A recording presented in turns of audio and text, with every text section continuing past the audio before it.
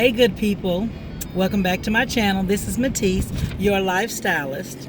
Now, I know you see the little shade over my eyes, and I did that on purpose because for 2 weeks we've been in sub-zero temperatures, and today the sun is shining, and I'm gonna bask in it. I need that vitamin D, honey. So I'm definitely, first of all, I'm just gonna say I'm sorry in advance for the noise, and I'm sorry in advance for the shadow, but I gotta get my sunshine.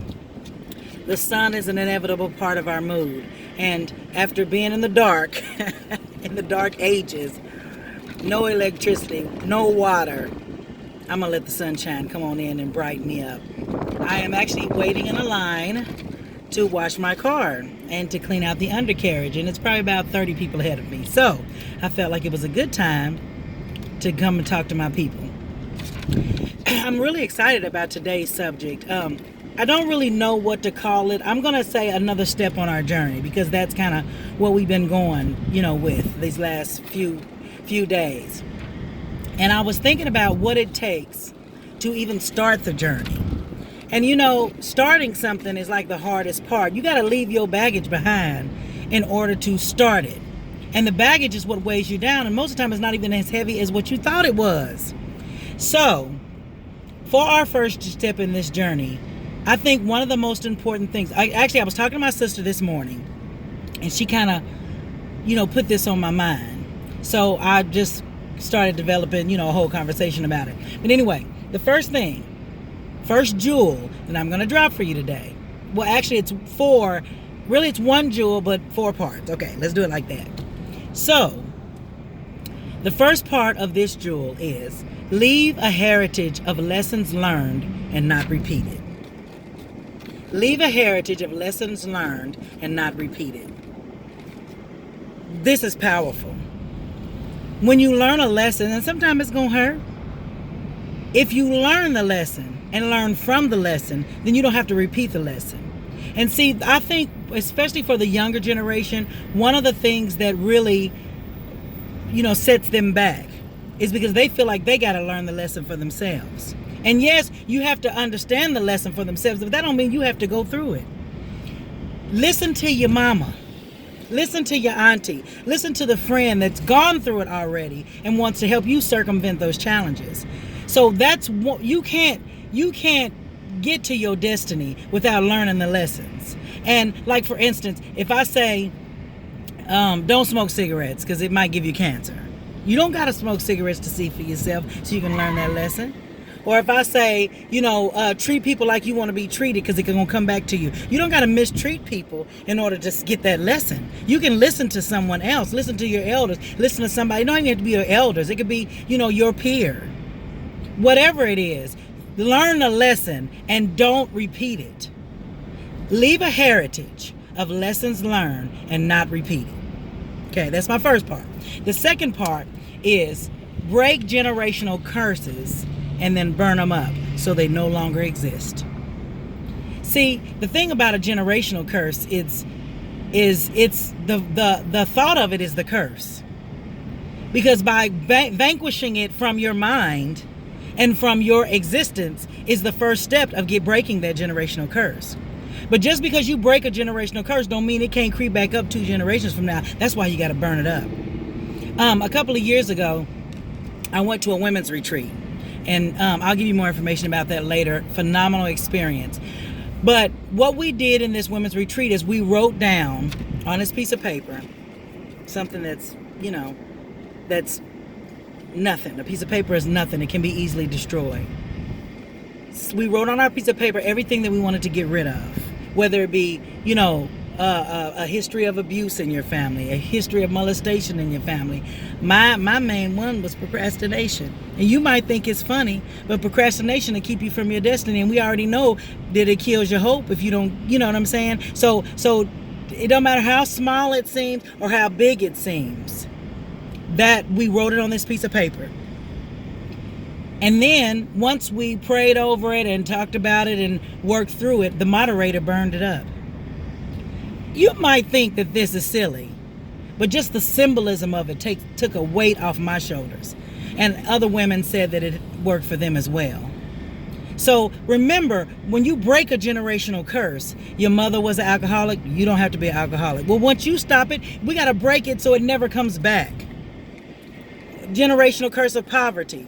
If you learn financial stability, pass it on to generations. You burn it up so it never has to return.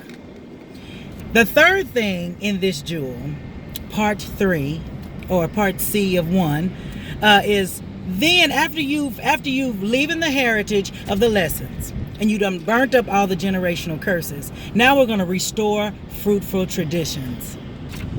Now you got to be careful with traditions, because traditions can keep you bound. Traditionally in this family, the women never did work. Well, if you don't want to work and your finances, make that so, that's fine. But if you want to work, then you can't fall into that tradition. Or traditionally in this family, the women worked and worked hard. Well, if your husband wants you to be a stay-at-home mother, or if you want to stay at home and school, teach your children at home, then that's an old tradition. So you have to be careful with what traditions that you keep. But if they're fruitful and they progress your people and your family, we want to restore those traditions. That's so important. Having dinner at the table, family night, game night, movie night, whatever the traditions in your family is, the tradition of passing along, an heirloom, or, the tradition of letting everybody contribute to a name in the family. If they are fruitful and they make it progress your family to a new level, let's restore those things. Restore those things that are fruitful. It's so important. Now, part 4, or D of 1, is passed down an inheritance of love, peace, and prosperity. So remember, we were going to leave a heritage of lessons learned. Then we're going to break all those generational curses. We're restoring our fruitful traditions that are our heritage. That's our culture. That's our people. That's your tribe. But then we're going to pass down an inheritance of love, peace, and prosperity. If you ain't passing along love, then you're not passing along anything. It's nothing. It means nothing.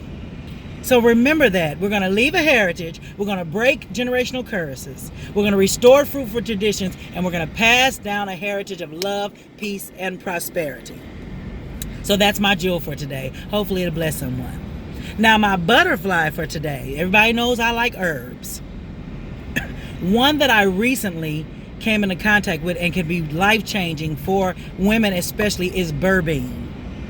Berberine is a chemical found... Okay, so the chemicals in berberine, it's not berberine, it's berberine, berberine, berberine. The chemicals found in it are in several plants. And berberine basically is a mixture of all these plants, and they do something powerful to your body. So they have like European barberry in it, golden seal, gold thread, celandine, Oregon grape, philodendron, and tree turmeric. Okay. Now, why berberine is important is it... Sorry, I'm going to raise this up just a second here. Okay, why berberine is important is it helps with PCOS, polycystic ovarian syndrome. Most women have it and don't even know it. If you're in a situation where you can't lose weight and you have facial hair and you have your stomach is bigger than your booty do, because I got the booty do, but that's all right because I got cute legs. You got to love what you got and know what you do got. But if your stomach is bigger than it should be, there's a certain features that go along with it. Like I said, the facial hair, the darkening around the neck in black women is going to be dark, brown, black. In white women or lighter complected women, it's going to be a redness. If you're infertile, it could be a sign that you have PCOS, polycystic ovarian syndrome. Well, berberine helps with that. And PCOS is one of the main reasons why women are infertile. So it helps with PCOS, it helps with diabetes, obesity. It's known, okay, let me go back. Most of the time if you have PCOS, you're insulin resistant. Well, insulin resistance leads to diabetes. And those both lead to obesity. Most of them are caused by the inflammation in your body. So all those things together, berberine really attacks and really helps with. If you have ever had to take metformin or been prescribed metformin, this is like the natural metformin. And then it also helps with your high blood pressure, among other things. Of course, if you guys want me to go in further into depth into any of the herbs that I mentioned, anything that I mentioned, just put it in the comments below and I'll be happy to go over that with you. You know, we kind of press for time when I do the 4. But if you want me to go into further depth on it or just do a specific video for that, just let me know. And you know, I'll be happy to do that for you. Now, my resource for today is Cherokee Nation, or not just Cherokee Nation, Native American Citizenship.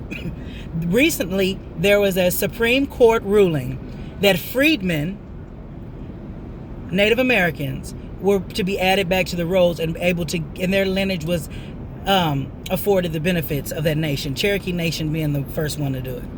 So if you have been, if you know you Cherokee, but you didn't get a card because let me tell you how it works. You couldn't get a Native American card or later on the roll after 1904 if you weren't on the 1904 final roll. The reason why a lot of us did not get on the roll is because we thought that when we signed up for it, it was going to take us back into the reservation or back into a slavery type situation. So a lot of people did not sign up for the roll when they were Cherokee. Well, if you weren't on that 1904 final roll, the Dawes Act did not allow you to get your Native American benefits. But the Cherokee Nation freedmen won a case in the Supreme Court where they could restore those benefits. I can't go into it. If you want me to do a whole nother video about it, I will, because of time wise. But look into it, because I just checked into our families and there are names on there that were previously not on there. And so now those benefits will be able to be afforded to the generations after the 1904 generation. So that's exciting news. There are great benefits with it. The Native American benefits: free child care, free food supplement, down payment assistance. You can qualify for a 184 loan, which gives you no down payment. This is for a home loan. No down payment and a very, very low interest rate, among a plethora of other things. So guys, this is exciting news. Check into it. See if your family now qualifies. And if so, enjoy those benefits. Now my update. My update is going to be about my weight loss. We were talking about insulin resistance and why berberine was important. And the most of the reason why people can't lose weight is because they are insulin resistant. One time I worked out. I walked 3 miles every morning for 9 weeks. Then my daughter was in cheerleading, so I would go in the evening and work out at the Y, this crazy this crazy Zumba class that this girl was leading. I mean, every day. And I gained 3 pounds. Now, how in the world? And I cut my food back 50%. And I'm not just saying this. I'm telling you, I made a true effort. 9 weeks and gained 3 pounds. That's because I was insulin resistant. Keto works.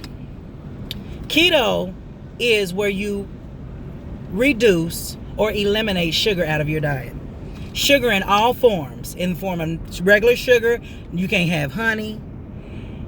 You can't have rice, bread, potatoes, anything that turns or metabolizes into sugar later. You have to remove from your diet for a period of time. I've lost 25 pounds without exercising. Not one exercise in keto. So your body goes into a fat burning phase where it not only burns the sugar off, then it begins to burn the fat because you've taken sugar out. So it skips over the sugar and then starts burning the fat. And if you are having difficulty losing weight, I know how disheartening it could be. Because I did it. I'm telling you, I bought all kind of workout outfits. I had a different outfit every day. And I wore them. And I sweated them out. I went to CrossFit. And I did it for like 4 months. And then I think I lost 9 pounds. And if you know what CrossFit is, you know it ain't nothing but the devil. I was upside down doing push-ups. And I still couldn't lose weight. But I lost 25 pounds on keto without lifting one weight, without walking 1 inch.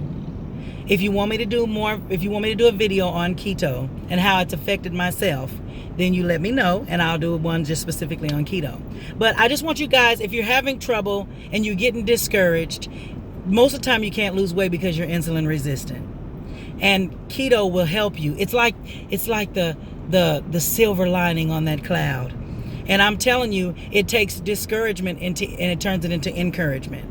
And yes, now I'm going to have to add, now that I'm at this plateau, I'm going to have to start adding exercise back into my regimen. But just to know that there is science in it, and it does work. It's just, it really is a relief. And it takes away all the anxiety that you have when you're getting ready to start, a new life regimen. So if there's anything within today that you'd like for me to just drill down on and do a specific, a specific video on just for that, then let me know. I'll be happy to. Y'all know I like to talk, so it won't be no problem. And once again, remember, we're going to pass down an inheritance of love, peace, and prosperity, and it's going to begin here today with you. I love you guys. Thank you for letting me have this safe platform, and pass the love on, guys. And you have a great evening.